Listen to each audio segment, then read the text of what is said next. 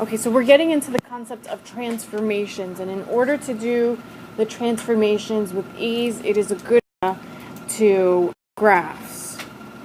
Okay, so here are some of the parent graphs that we had talked about in our previous lesson. Major ones that we'll be using in this particular section. We have our absolute value, our square root, our quadratic, and then we have our cubic function. Remember, we can also do transformations to any of the previous functions that we discussed in the other videos. Let's first discuss the first type of transformation we might see. Okay, our vertical shift. This is, you can think of this as moving the parent graph either up or down. And if you're particularly moving it, I want you to notice that when you see plus a number, it doesn't matter where it is, as long as it's outside of the grouping symbol. So this absolute value would be the grouping symbol. Here the square root will be the grouping symbol. Here this to the second power, to this third power.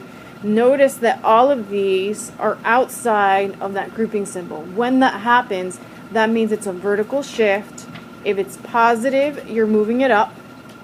If it's negative, you're moving it down. So I want you to make a note of that it must be outside of the grouping symbol. And then you can move it. Positive moves it up, negative moves it down. Okay, so here's our first example, and what we're going to do is we're going to graph each function. And if we look at the given for A, the parent graph is f of x is equal to x squared. So if I have an idea as to where some main points are for that parent graph, I can move it with ease. So that's why it's a good idea to know at least, I would say, minimum 3 points for that graph. And to know that it creates a curve. It's not like the absolute value, right? Absolute value would be that almost constant or identity type relationship. Okay, so let's graph the parent, and then we'll look at the transformation that happens from the parent. So here the parent graph would be here. It would have the point 0, 0, 1, 1, 2, 4. I'm squaring these points. Negative 2, 4. And this would be the parent graph. Okay, if we look at our given here, we're moving this vertically up 1 because this plus 1 is outside of my grouping symbol. So I'm going to take those points that I just graphed and I'm going to move them up 1 unit. So this one goes up 1, up 1, up 1, up 1, up 1. And then we just transform the first graph. So now let's take a look at our second example. Here I have f of x is equal to x squared minus 2, excuse me. This minus 2 moves the parent down 2. So let's quickly reproduce the parent here, here, here, and then 2, 4, negative 2, 4. Okay, so here's the parent. And now we're going to transform it. So now I'm going to move it down 2 units. So this point you move down 2 units, down 2 units. And now I can connect these points. So what's in blue would be what was vertically shifted down 2 units, right? Okay, so the next transformation we're going to talk about is a horizontal shift. That's a movement on the x-axis, or right or left, depending on the sign. And now I want to draw your attention that what's written over here when it's plus sign, and notice that it's inside the grouping symbol this time. Square root plus sign inside the grouping symbol, and then you have plus some number that's inside the grouping symbol. Then you're squaring it. Same concept here for the cube. Notice that when it's plus, you're moving it to the left, and when it's minus, you're going to move it to the right. So a note to make that would help you out is that it's inside the grouping symbol.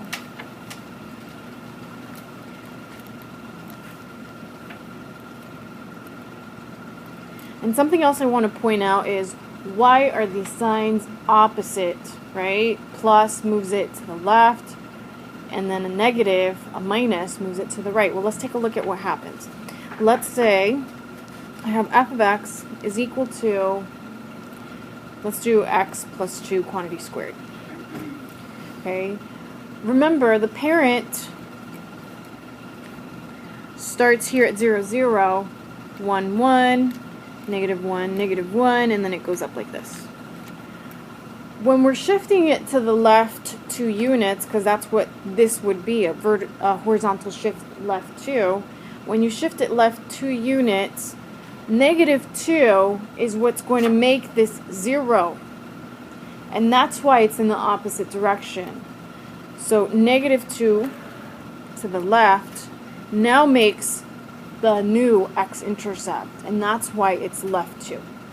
If I put x minus 2 quantity squared, a positive 2 now will give me the x-intercept. A positive 2 will zero out that grouping symbol.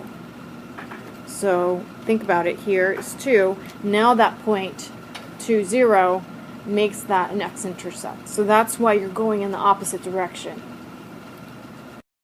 So here's our first example. This one's kind of segueing into what I was saying a moment ago. Notice that I have the same grouping symbol, x minus 2 quantity squared. Well, let's quickly duplicate that parent. That parent, remember, 0, 0, 1, 1, negative 1, negative 1, 2, 4, negative 2, 4, and it looks something like this. Now that I have that, I can transform it. The x minus 2 is going to move the graph to the right 2 units. So I'm going to take those points that I just plotted and move them right to here, here, here, and then the 2, 4, right 2 units, and then the negative 2, right 2 units. So what's in blue would be the horizontally shifted parabola. Okay, so here's our next example. We have 2 transformations in this one. I'm moving this horizontally and I'm moving this vertically. So this one we're going to move left 2 units and then we're going to move it down 3 units. Okay, so let's take a look. It always helps to graph that parent because it'll make it easier. And notice that I'm consistently putting the same points over and over for this parent because this is what I have memorized, right? So now we're going to go left 2 units, 1, 2, then down 3, 1, 2, 3. That's where this point moved to. So I went left 2, down 3. Now I'm going to do the same thing for the next few points. So left 2, down 3. Here I can start using some symmetry if I wanted to. So I reflected it over because remember it's symmetric in respect to the y. But now that line of symmetry switched to about right here. And then let's move over the point that's at 2, 4, left 2, down 3, 1, 2, 3. And then I can use some symmetry again, about right here. So my final answer looks like that. And the last thing I want to discuss for today is reflection. Oops, I didn't mean to do that. Okay. So in my reflection, I just want to point out that when the negative is outside of your grouping symbol, it's a reflection across the x-axis. This negative is affecting this squared, x to the second power. Just want to write something real quick here. If I said negative and then I'm squaring it, that doesn't affect it. That's a reflection for that quadratic function over the y-axis. When you flip it over the y-axis, you can see no change. The moment I'm squaring first and then taking that negative, that's affecting it. That's a reflection over the x-axis. So when it's outside your grouping symbol, that's over the x-axis. When it's inside your grouping symbol, that's over the y-axis. And typically we will only see it if the y-axis affect our cube function, our square root function. Because remember, if it has y-axis symmetry, this isn't going to affect it. right? Because it's going to be the mirror image. It's going to be what it was, no change. Okay, so think about that.